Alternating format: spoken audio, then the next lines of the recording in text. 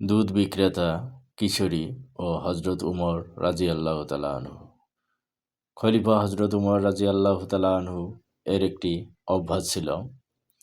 তিনি রাতের আঁধারে প্রজাদের অবস্থা দেখার জন্য মদিনার অলিতে গলিতে ঘুরে বেড়াতেন।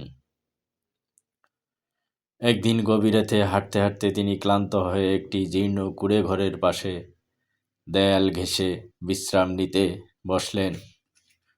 হঠাৎ ভিতর থেকে তিনি এক মা ও মেয়ের কথোপকথন শুনতে পেলেন। মা বলল, মা ওঠো, ভোর হওয়ার আগেই দুধের সাথে কিছুটা পানি মিশিয়ে দাও। বাজারে বিক্রি করলে আজ কিছু বাড়তি পয়সা পাওয়া যাবে। মেয়ে বলল, মা আপনি কি শোনেননি? খলিফা উমর তো ঘোষণা দিয়েছেন যে দুধে পানি মেশানো দণ্ডনীয় অপরাধ এবং এটি নিষেধ।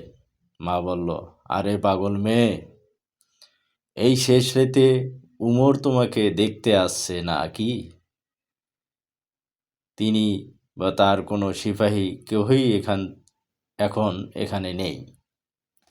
নিশ্চিন্তে দুধে পানি মিশিয়ে দাও। মেয়েটি তখন যে উত্তর দিল, তা শুনে দেয়ালের ওপাশে থাকা হযরত উমর রাযিয়াল্লাহু তাআলা আনহু স্তব্ধ হয়ে গেলেন। মেয়ে বলল, মা, খলিফা উমর না হয় আমাদের দেখছেন না, কিন্তু উমরের রব আল্লাহ তো আমাদের দেখছেন।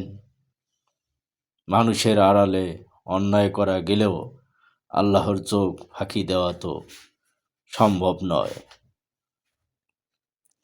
মেয়েটির এই সততা এবং আল্লাহর প্রতি গভীর বিশ্বাস খলিফাকে এতটাই মুগ্ধ করল যে তিনি পরদিন সকালে তার ছেলেকে ডেকে সেই কিশোরীর সাথে বিয়ের প্রস্তাব দিলেন।